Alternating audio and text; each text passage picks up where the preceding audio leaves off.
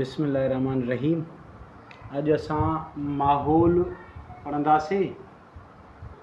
माहौल अरबी जो लफ़्ज़ आहे। मा माना जेको ऐं हौल माना चौधारी। जेको बि असांजे चौधारी आहे माहौल आहे। जेको जानदारनि जे चौधारी आहे उहो उन्हनि जो माहौल आहे। उहो उन माहौल आहे। ठीकु आहे। या सर इन्वायरमेंट या जेका surrounding to the organisms. Everything, हर उहा शइ दैट जेका सराउंड्स द एनिमल। सराउंड्स माना चौधारी आहे द ऑर्गेनिज़म, जानदार जे, उनखे उनजो छा चवंदो? माहौल। ठीकु आहे। माहौल जा जुज़ा पढ़ंदासीं। माहौल जा ॿ जुज़ा आहिनि। माहौल जा जुज़ा फैक्टर्स ऑफ एनवायरनमेंट। माहौल खे अंग्रेज़ी में एनवायरनमेंट चइबो आहे। एनवायरनमेंट माना माहौल। ठीकु आहे। फैक्टर अथव ॿ। कहिड़ा?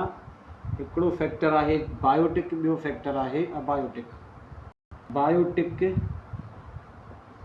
फैक्टर माना जानदार जुज़ा। माहौल जा जानदार जो आहे अबायोटिक। अ माना न। बायोलॉजी में जॾहिं बि या हिन में साइंस में अचे न, अ माना विदाउट, नो। ठीकु आहे। अबायोटिक फैक्टर गैर जानदार जुज़ा। गैर जानदार जुज़ा।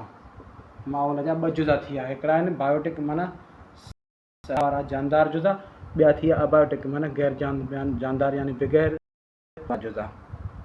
बायोटिक फैक्टर यानी गैर जानदार जुज़ा जेके आहिनि न, उहे अहम कहिड़ा आहिनि? गैर जानदार जुज़ा। हूअं त गैर जानदार खोड़ जुज़ा आहिनि, पर जेके अहम आहिनि उहे आहिनि रोशनी यानी लाइट, ॿियो एयर माना हवा, टियों वाटर माना पाणी, ठीकु आहे, चौथों अर्थ माना धरती। ही मेजर जुज़ा आहिनि जंहिंखां सवाइ जानदार जो जीअणु, रहणु, ज़िंदा रहणु इलाही मुश्किल थी वेंदो या नामुमकिन थी वेंदो। 4 मेजर जुज़ा पढ़ंदासीं, हिननि जी वज़ाहत कंदासीं। लाइट यानी रोशनी छाजे लाइ ज़रूरी आहे? रोशनी त हूअं त तमामु घणो रोशनी जो जेका अहम कमु आहे, पर खाधे वारी ज़ंजीर में रोशनी पहिरियों अहम जुज़ो आहे। तंहिंजे करे रोशनी जेका ज़रूरत आहे छाजी आहे? Light is required for majorly, जानदारनि खे घुरिजे फोटोसिंथेसिस, ॿूटनि खे रोशनी ऐं तरकीब वारे अमल करण जे लाइ खे घुरिजे टू प्लांट्स। ठीकु आहे। फोटोसिंथेसिस करण लाइ घुरिजे। इन खां सिंथेसिस न थींदो। लाइट कहिड़े अमल लाइ ज़रूरी आहे? फोटोसिंथेसिस। ठीकु आहे। इहो मेजर फैक्टर आहे। ॿियो पाणी आहे। हाणे पाणी जेको आहे ज़िंदगी में समूरनि जानदारनि लाइ ज़रूरी आहे, ऐं ॿूटे खे फोटोसिंथेसिस लाइ बि पाणी ज़रूरी आहे। फोटोसिंथेसिस पाणी खां सवाइ न थींदी। Required for photosynthesis. हूअं त ज़िंदगी, पाणी ज़िंदगी आहे। सेल जो जेको सॼो पाणी आहे, पर इम्पोर्टेंट जेकी ॻाल्हि आहे जेका ॾिसंदासीं त उहो पाणी फोटोसिंथेसिस लाइ बि घुरिजे। ठीकु आहे। फोटोसिंथेसिस पाणी इन जे लाइ अहम आहे। टी शइ आहे, चौथी शइ जेका हुई हवा आहे। हवा में जेके गैसूं आहिनि उहा आहिनि नाइट्रोजन। नाइट्रोजन गैस 78% आहे। इहा नाइट्रोजन छाजे लाइ घुरिजे? नाइट्रोजन MCQ यादि कंदो, प्रोटीन ठाहिण लाइ। नाइट्रोजन प्रोटीन लाइ। Nitrogen for protein formation. जानदारनि में जेको प्रोटीन आहे उहो सभु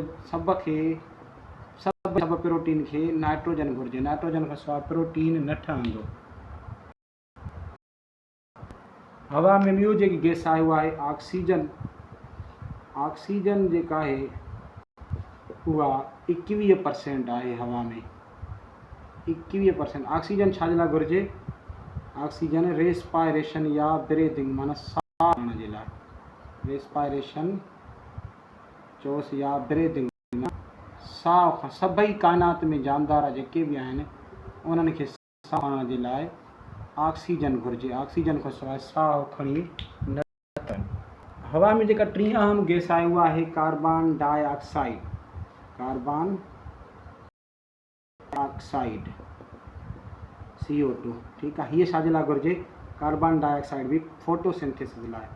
CO2 is required for photosynthesis. ॿूटनि खे घुर्जे फोटोसिंथेसिस करण लाइ।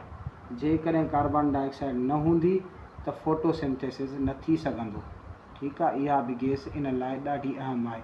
कार्बन डाइऑक्साइड हवा में घणी आहे? इहा 0.04% आहे हवा में, ठीकु आहे। धरती जेका आहे अर्थ समूरे जानदारनि जे लाइ रहाइशगाह आहे। हे न रहाइशगाह, धरती जानदारनि खे रहाइश मुहैया करे थी। इहे हुया माहौल जा फैक्टर यानी गैर जानदार अहम जुज़ा।